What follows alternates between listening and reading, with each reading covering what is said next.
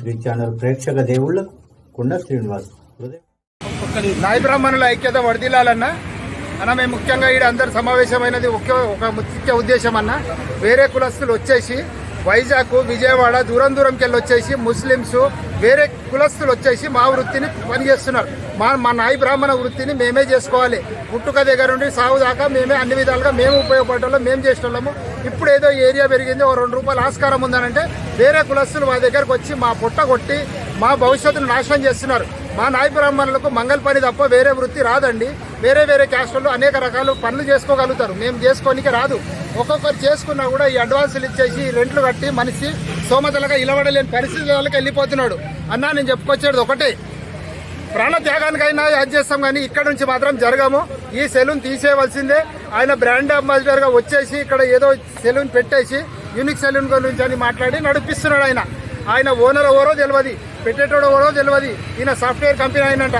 ఈ ఓనర్ కు 3 లక్షల రూపాయలు అడ్వాన్స్ ఇచ్చి 40,000 కిరాయి మాట్లాడితే ఆయనకి ఏరియాలో 10,000 20,000 కిరాయి లేదు, 40,000 అడ్వాన్స్ ఇస్తే ఆ ఓనర్ ఆయనకే సపోర్ట్ చేస్తున్నాడు. అయ్యా మేము మా స్తోమత ప్రకారం 10,000 కూడా రెంట్ కట్టలేని పరిస్థితుల్లో ఉన్నాం. ఈయన 40,000 పెట్టి 110 రూపాయలకే కటింగ్ కట్టమని చెప్పేసి ఆయన ఒక రోడ్డు డిసైడ్ చేసుకొని అట్లా చేస్తే మేమేం చేయాలి?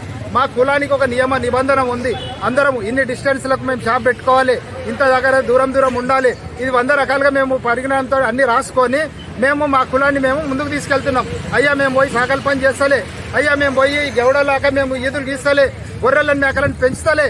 మా దగ్గర వచ్చిన మా పనిని మేము చేసుకుంటున్నామన్నా, మమ్మల్ని పని చేసుకొనియండి, మా వృత్తిని మేమే చేసుకొనియండి. అయ్యా మీరు యూనిక్ సెలూన్ పెడితే పుట్టినోనికి స్నానం చేస్తారా, పెద్ద మనిషినోనికి పని చేపిస్తారా, పెళ్లికి కాళ్ళగొర్రెలు తీస్తారా, మైలపూలు రాస్తారా, సచ్చినోనికి దినాలు కొడతారా?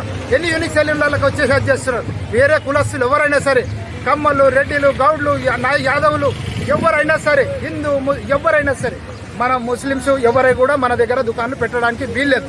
మా కులస్తులు మాకు వినతి పత్రం ఇవ్వాలి, దాన్ని పరిశీలిస్తాం. ఎక్కడ పెట్టాలి, ఎంత డిస్టెన్స్ లో పెట్టాలి, ఇవన్నీ మేము చూసుకొని వృత్తి పని పరంగా ఆయనకు పెట్టాలని పర్మిషన్ ఇస్తాం. అయ్యా అందరు సపోర్ట్ చేయాలి, మీడియా మిత్రుల, పోలీసుల ద్వారా. మేము ఇక్కడ దౌర్జన్యం చేయడానికి రాలేదు, మేము వృత్తిని మేము చేసుకోవాలి, మా వృత్తులను మేము కాపాడుకోవాలనే ఉద్దేశంతో వచ్చింది.